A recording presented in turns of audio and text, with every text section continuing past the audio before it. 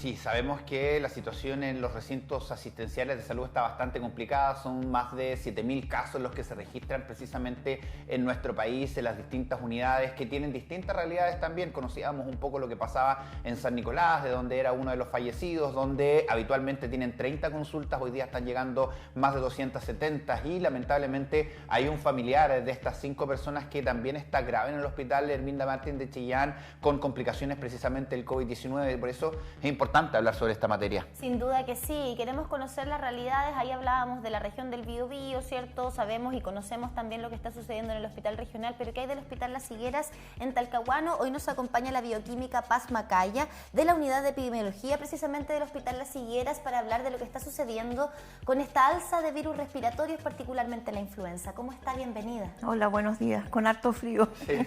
Este lado, lo que tiene complicado, por supuesto, a muchas personas que están con estos síntomas, estas sensaciones obviamente de fatiga crónica, pesada, que se diferencian un poquito del resfrío, pero que hoy día debemos estar atentos a una gran variedad de virus también que están circulando.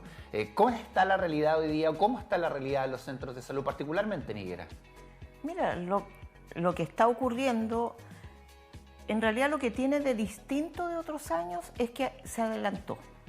¿Ya? La influenza habitualmente llega a fines de mayo o llegaba a fines de mayo y recién empezaba a generarnos problemas en junio y julio. Este año se adelantó y partimos a comienzos de mayo, las primeras semanas ya con un pic de influenza muy importante, de casos que consultan en la urgencia, algunos de ellos más complicados que otros, pero sí había un aumento importante de enfermedades respiratorias en adulto joven, en adulto mayor, en niños. Ha habido un aumento importante de la consulta.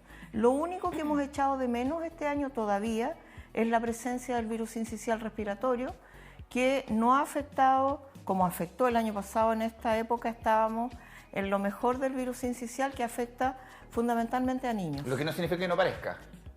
Debe aparecer, debería aparecer, pero no sabemos todavía cuánto, porque a lo menos en Higueras no hemos tenido caso. Ahora, ¿podrá relacionarse con la aplicación del Nirsevimab que se está aplicando a los lactantes en este caso? Mira, no creemos, el reservorio es bastante, son los lactantes, pero el porcentaje de vacunados, esta vacunación partió el 1 de abril, todavía no es tan importante como para haber generado de inmediato este escenario. Okay. Ya puede ser, pero vamos a tener que estudiarlo una vez que nos lleguen los casos de PRS. Actualmente alrededor de un 50 y algo, no tengo la cifra de ayer, de niños menores de 6 meses se han vacunado con este anticuerpo monoclonal que otorga inmunidad inmediata. No hay que esperar como en el de la influenza varios días, un par de semanas para tener protección. Es bastante bueno desde ese punto de vista, pero no sabemos todavía porque estamos a un mes y casi 2 meses de su inicio de inoculación y tenemos que evaluarlo con posterioridad. Puede ser, pero no me atrevería a afirmarlo. Ahora, particularmente, ¿por qué hoy la influenza está tan fuerte, por decirlo en buen chileno? Sabemos que lamentablemente casi todos los años hay personas que fallecen producto de esta enfermedad, pero particularmente no habíamos escuchado que en una misma región, en un lapso de menos de 48 horas, por lo menos hayan 5 personas fallecidas, de distintos grupos, no de grupos en común. ¿Qué está pasando hoy día con el virus en sí?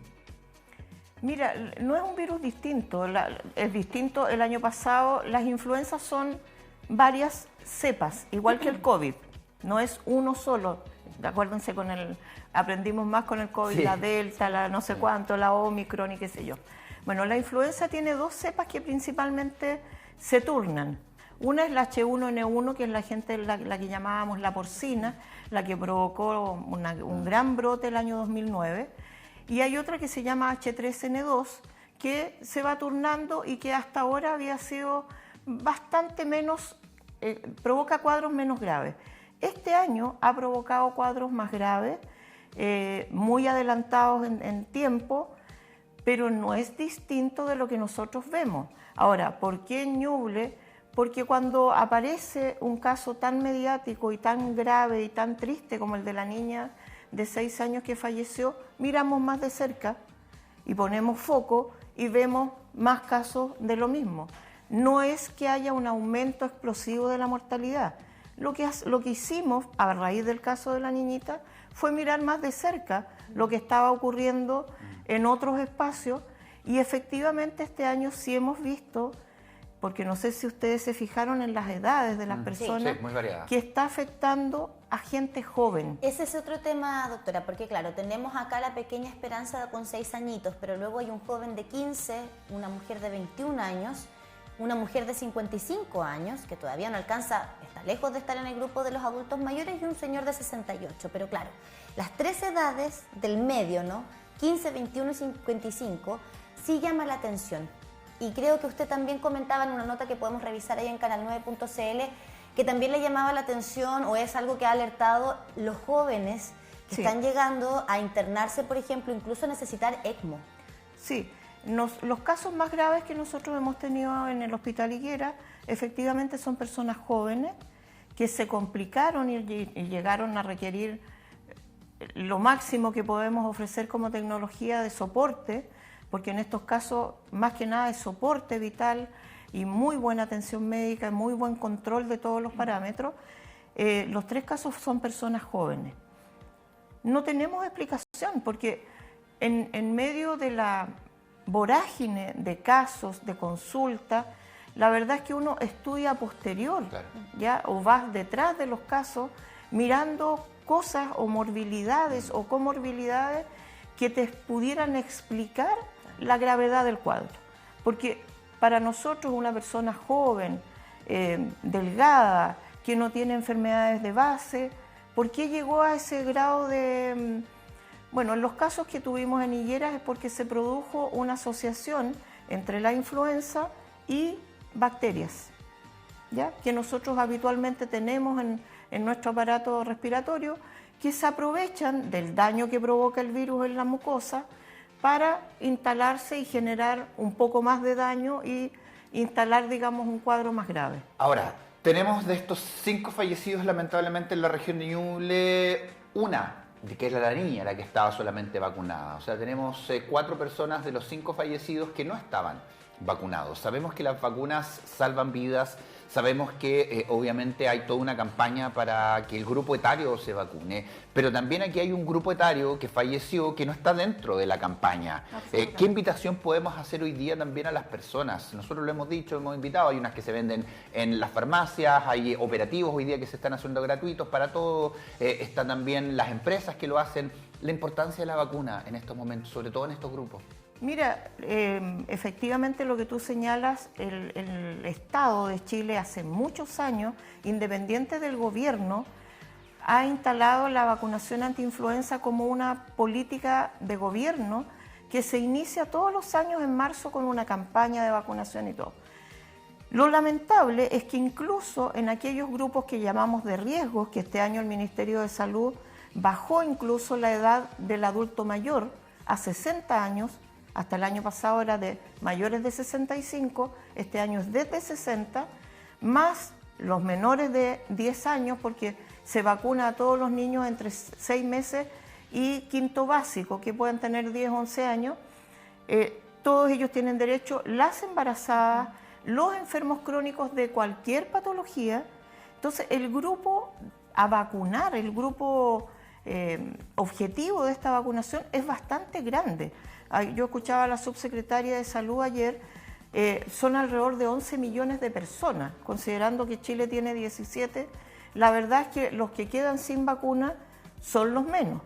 Pero dentro de los que tienen derecho a esta vacuna gratuita, segura, disponible en múltiples lugares, en los hospitales públicos, en los hospitales privados, en las clínicas, en operativos que se hacen en distintos lugares, en fábricas o en trabajos donde las aplican sin como un beneficio para sus funcionarios, la gente no se ha vacunado. Nosotros partimos con esta vacunación, me refiero al Estado, partió con esta campaña en forma el 8 de marzo o alrededor del 8 de marzo en los funcionarios de salud, que siempre son los primeros que se vacunan, pero a partir del 15 de marzo partió la vacunación para todos. Estamos a 24 de mayo hoy día, 2 meses después, y hay un 40% de las personas con ese derecho que no se han vacunado. Ahora, entendiendo lo que usted nos explicaba respecto a la gente joven... Ahora, la gente joven no tiene este derecho como adquirido, gratuito, porque no habíamos visto otros años que este grupo fuera particularmente vulnerable. ¿Ya? El año anterior, hoy estamos 24, el año 22, quedó claro que había que bajar la edad de 65 a 60, porque esos 5 años estaban siendo objeto de un problema. Probablemente para el próximo año y durante lo que queda de la vacunación de este año, van a haber algunos cambios o van a incorporarse nuevas personas a esta vacunación. ¿Es algo que se ha discutido, por ejemplo, en el Servicio de Salud de Talcahuano? Se ha discutido, pero yo no soy la que toma la decisión, pero no tenemos vacuna para vacunar a toda la población porque venía destinada a los grupos que yo les digo cubren alrededor de 11 millones de personas. Sí, claro, sí, pero ahí está también la invitación a las casas de estudio, por ejemplo, a las universidades, porque claro, sabemos que las lucas del Estado son pocas, hay una importancia, una prioridad producto de lo que significa la movilidad, pero claro, también la invitación puede ser a las mismas universidades a que puedan vacunar a sus estudiantes, hacer esa inversión, así como lo hacen algunas empresas. Es una conversación que hay que llevar, doctora, sin duda, pero también es necesario poder aprender sobre la influenza, porque hoy día estamos con los resfriados, estamos con la influenza, estamos con el COVID-19, estamos con varias otras situaciones respiratorias. ¿Cuál es la diferencia en cuanto a la actuación de este virus en el cuerpo con un resfriado común, por ejemplo? No hay una diferencia que yo te pueda decir pasa esto o esto otro. La verdad es que no hemos visto grandes diferencias, excepto la gravedad de los cuadros que está produciendo en estas personas no vacunadas. Las personas que se están complicando no son las vacunadas. Nosotros, y por eso te digo que llama tanto la atención y nos llama tanto la atención que tantas personas que tienen derecho a la vacuna no la usen. Ahora, este otro grupo se transforma evidentemente en una preocupación, pero no tenemos una razón para pensar por qué este cuadro generó o está generando más gravedad de la que nosotros esperamos. También habrá que estudiar cada uno de estos casos. Ustedes vieron que el Servicio Médico Legal y la Fiscalía ha tomado algunas cartas en Chillán y van a hacer autopsias probablemente a todos estos casos para buscar precisamente explicaciones a estos cuadros tan graves. De hecho, lo vimos ayer, ¿cierto?, cómo el Servicio Médico Legal llegó hasta el velorio del joven de 15 años fallecido por influenza también para poder retirar el cuerpo y hacer esta autopsia que se ha mandatado, pero me llama la atención lo que usted decía respecto de por qué hay un 40% del grupo objetivo que debiese recibir esta vacuna, que tiene derecho a hacerlo de manera gratuita por estar en el grupo de riesgo, que no lo hace. ¿Cómo era la realidad antes de la pandemia?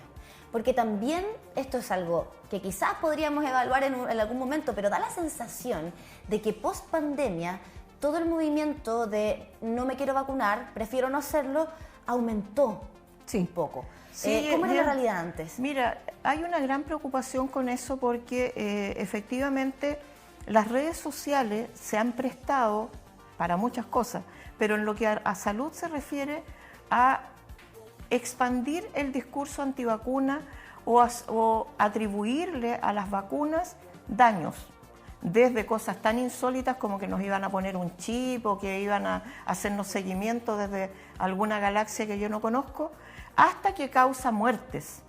La verdad es que eso habla de la incapacidad que hemos tenido para mostrarle a la gente más joven, porque los viejos vivimos con la poliomielitis, vivimos con viruela, vivimos con sarampión y rubiola que mataba.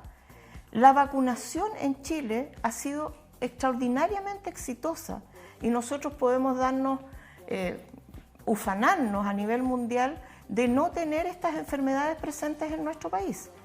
En Chile no hay casos de polio y lo busqué anoche, desde el año 75, el último caso de polio en Chile. En la viruela iniciamos la vacunación en 1805. ¿Ya? La viruela, ¿por qué? Porque se descubrió a nivel mundial que las mujeres que ordeñaban vacas no hacían viruela. Y ahí se descubrió que al ordeñar y tener algunas pequeñas lesiones en las manos producto de su trabajo, se autovacunaban. Y por eso se inició la vacunación contra la viruela muy tempranamente a nivel mundial. Entonces, en la historia de las vacunas, para la humanidad ha salvado millones de vidas. Y nuestro Programa Nacional de Vacunación ha incluido en los últimos años, la influenza la tenemos hace mucho rato, pero ha incluido vacunas que han disminuido los casos. Por ejemplo, yo recuerdo en el primer gobierno de Sebastián Piñera tuvimos un brote de W135, meningitis. Muchos de ustedes a lo mejor eran tan pequeños que ni se acuerdan. Bueno, eso provocó que rápidamente el Estado de Chile incluyera en su programa nacional de inmunizaciones 2 vacunas contra la meningitis. Una contra la Neisseria meningitidis y otra contra el Haemophilus influenzae, que causaban muchas meningitis en niños, muertes en niños y lesiones graves. Algunos de estos niños perdían piernas o brazos producto de una coagulación intravascular diseminada que provoca la meningitis.